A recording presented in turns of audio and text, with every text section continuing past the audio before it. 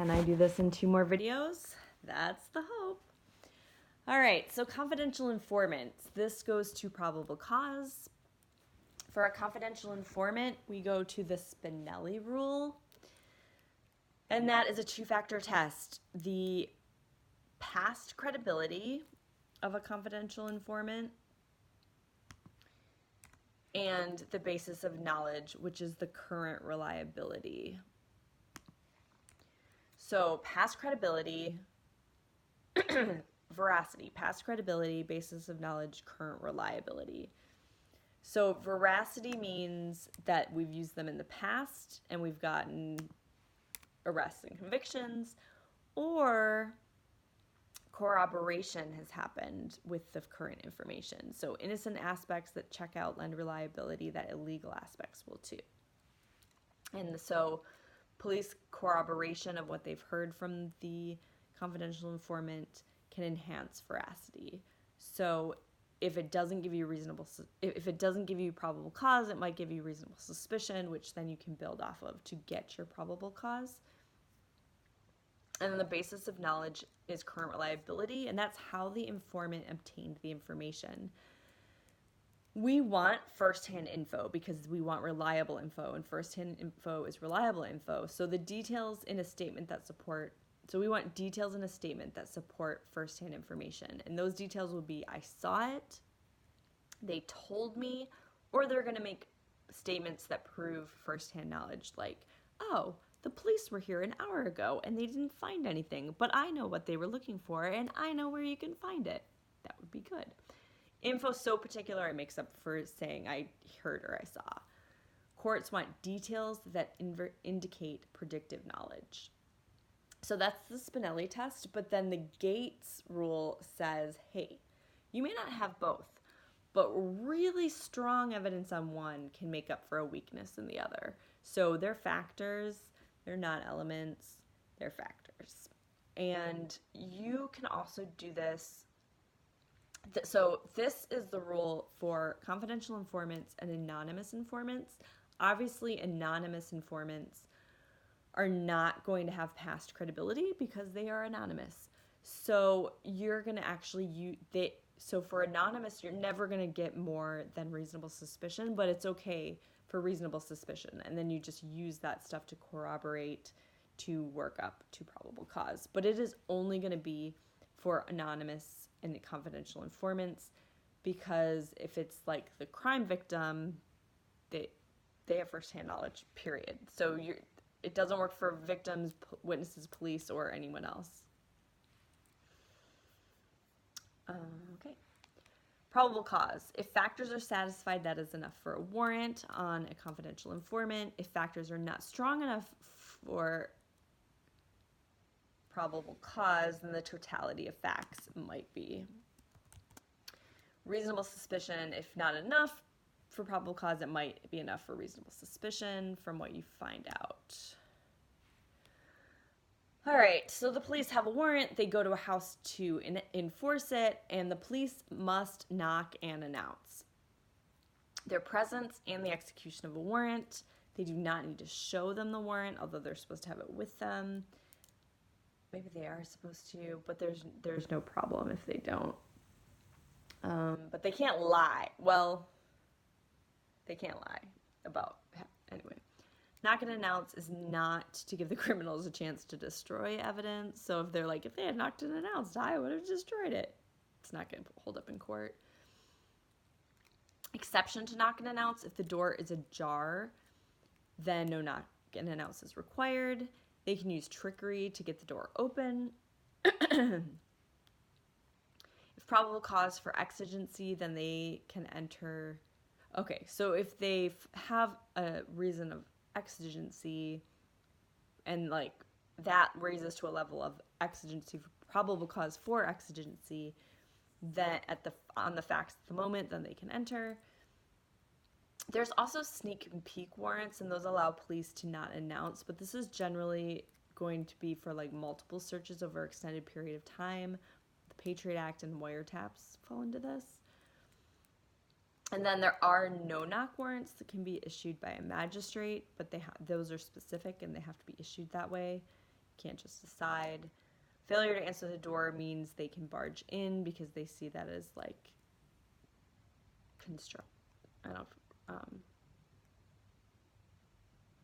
choosing to not let you in. Let's just say that because I didn't write it down. Violation of knock and announce. Evidence is not excluded, but you could have a civil suit.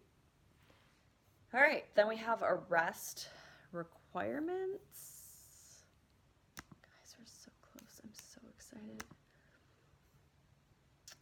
Okay, arrest requirements. So, where am I?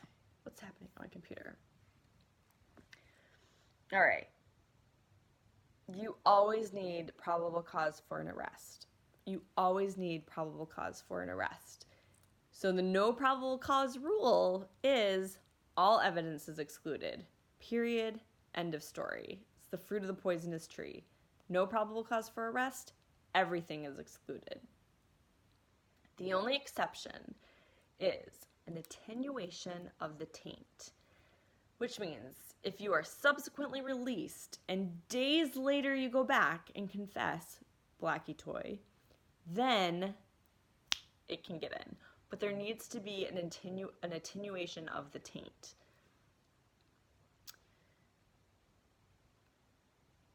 Okay.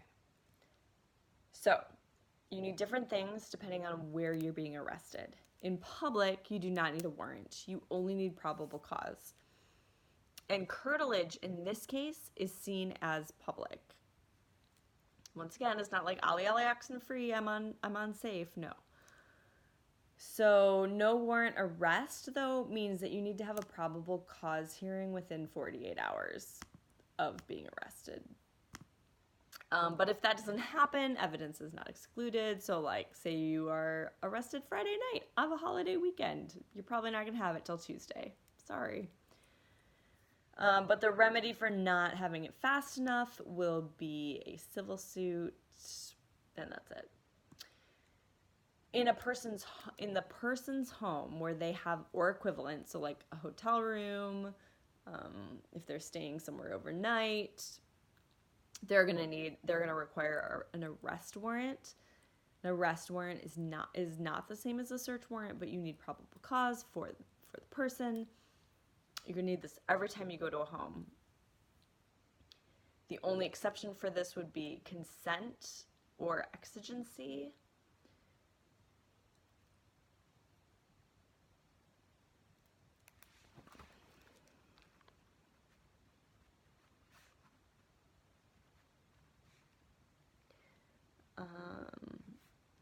Okay, so violation. If there is probable cause but no warrant, the arrest is still good, but everything said or seen inside the house is out. It's going to be excluded. Any evidence, so that's going to be fruit of the poisonous tree, and that's statements, confessions, consent, plain view, everything. But any evidence outside the house is in. So if they take you away and you confess, it's in. If you make statements after being arrested, it's in. And standing on the threshold is going to be public. And Professor Mcgoldrick is appalled by this. He does not think tricking someone to come out is at all okay, and you should have to have an arrest warrant. But the courts have not ruled that way. So show a little anger if you have that question. In a third-party home, you need a search warrant. And the search warrant is to search for the person. So you're going to say where with reasonable particularity and what. And the what is going to be the person with reasonable particularity that you are searching for. So if you have a search warrant, anything you find against anybody is going to be admissible. As long as the police have a right to be where they are, everything is admissible. So the exception to this rule is, again, consent or exigency. If they only have an arrest warrant, then they're going to be able to keep evidence against the suspect, but not the homeowner. Again, the homeowner is the only one who can demand a search warrant and litigate standing for the search of his home. The suspect can only demand an arrest warrant, but if it's an overnight guest, that's going to be what's the interest. And then to turn that on its head, we have the Olson case where the third party called the police and said, this guy's a murderer, come get him. So they come because they had consent to the homeowner, but they didn't have an arrest warrant. And so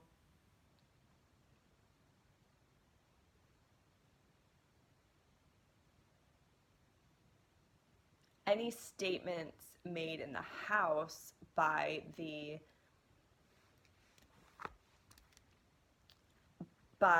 arrested person are going to be out. Anything made outside the house is going to be in now. And if you have a warrant but it's a bad warrant, it's going to be a bad arrest every time. And then everything's going to be excluded. So make sure you got good stuff. Consensual encounters. I wrote a whole brief on this. So between the police and the public, they can have any encounter they want. No level of suspicion is required. But the rule is if a reasonable person would feel free to leave or to decline any interaction, then it's an encounter. During a consensual encounter, the person is free to go at any time. If police keep identification, it is not reasonable to think the person is free to leave. It's a reasonable person standard. And the factors that tell you if you're free to go will be like touching, restraint, uniforms, weapons, tone. What would a normal person believe from all of those things? And then we have a stop. And a stop requires reasonable suspicion for a stop.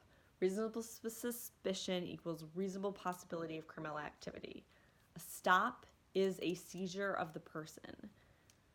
Reasonable suspicion is articulable, objective level of suspicion. It cannot be a mere hunch. It needs to be articulated. You cannot say suspicious. You need to say what are the factors that make it suspicious. Stops that continue past the reason for a stop may become equivalent to an arrest. They could also become a consensual encounter, so there's that analysis. Police do not have to tell someone when a stop is over. Another stop can follow a stop for a different reason as long as there is new foundation. A stop occurs when a person is not free to go, when the command to stop is submitted to, or when the suspect is physically made to stop. At a stop, that person is not free to go. Again, it's what a reasonable person believes. So sometimes a police officer will be like, I didn't stop them. And the court will be like, no reasonable person would think they could have left right then. Like, you took their passport and their plane ticket. Traffic stops can be based on traffic violations or reasonable suspicion. Even if the reason is pretextual and the real reason for the stop is to find evidence of crime, as long as it's a valid reason to stop, that is enough. Police can always order people out of a car. They can only frisk if reasonable fear of armed and dangerous. That's a Terry stop and frisk. Police always have the right to view into a car. That's plain view, and it is fair game. Oh, now we go. Sorry, I skipped. So now we have stop and frisk. So you were stopping for reasonable suspicion. That's articulable, objective facts that tell us what the suspicion of illegality is. And then we have a frisk. And a frisk is only for a reasonable fear that the suspect is armed and dangerous, which I did not know until I took this class. Frisking is not for any illegal evidence. In fact, any illegal evidence that is found is going to typically be out. This is only allowed for discovering weapons. It's limited to an open-handed pat-down and the removal of those weapons. Now, if something else is immediately apparent that from plain touch that it is illegal, then that could be in because it's like plain touch, plain view. But it needs to be immediately apparent that it is illegal. It can't be like, oh, maybe this is, nope, immediately apparent. And then, okay. So we go from a stop to the weapons to now arrest must have probable cause.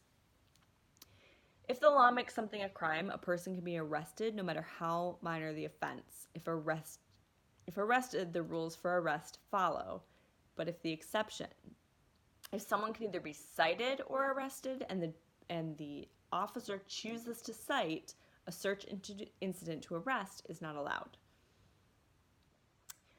So this is not quite in the best order, but whatever. All right, so first, when does a stop become an arrest? So to decide when a stop becomes an arrest, we look at the length of the stop, the amount of force used, the officer's tone, the factors that a reasonable person would believe they're arrested, the purpose of the stop, sorry, and if the person was moved. Now, short movement may be okay, but most movement's usually not going to be okay. A violation, if reasonable suspicion hasn't turned into probable cause, but an arrest is made, evidence is going to be out. Watch it. All right, search incident to arrest. This must be contemporaneous in time and place to the arrest. It is the broadest search that we've got, search incident to arrest. When the suspect hasn't been secured away from the place to be searched, a search incident to arrest may be made without any warrant or level of suspicion, because you already have probable cause to arrest. Otherwise, everything's out that you find. So this is limited to the person of the suspect and the area within the suspect's immediate control, so the grab zone. The area can be expanded by the defendant's choice. However, Chrisman was about plain view once he took the police to his room to get his ID. I'm a little confused about that one. Got questions? Police asking to move does not expand. So if a police officer is like, "Sir, I need you to put on some clothes," that's not going to expand the search. If police believe others are armed and dangerous at the scene, they can secure and search. Breathalyzers are going to be allowed. Blood tests are going to require a warrant. Absent exigency, unconsciousness will be inherent exigency. That was decided by the Supreme Court last year. DNA can generally be taken for ID purposes. Contemporaneous can mean while it's being booked, but not for the car. Contemporaneous can also mean before arrest, as long as there is probable cause to search before to search to arrest. So you cannot say it's contemporary. You cannot say it's search incident to arrest if you don't have probable cause yet to arrest. So nothing in that search can push you over that line. You already have to have been over that line to make it before and let it be reasonable. A car in impound cannot be searched incident to arrest. And then there's a cell phone exception. Cell phones and other electronics cannot be searched incident to arrest without a warrant or exigency. We have the car rule. When the suspect hasn't been secured away from the place to be searched, a search incident to arrest may be made in any area of the car that is in the grab zone. So this is not going to include the trunk on a car, but for a Suburban, it's going to be anywhere that can be reasonably grabbed. But the Gantt rule is if the suspect has been taken away from the car, from the area that he was arrested, the police need reasonable suspicion of evidence of the crime to go back and search the place of arrest. So we don't love this rule because that means that police are going to try to not secure the person away, which is inherently more dangerous. And we don't know if this rule actually applies when there isn't a car. We don't know yet.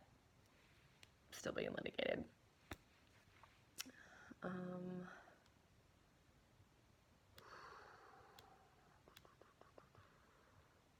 going to stop there because I think that's a good place. And now we only have that's the Fourth Amendment.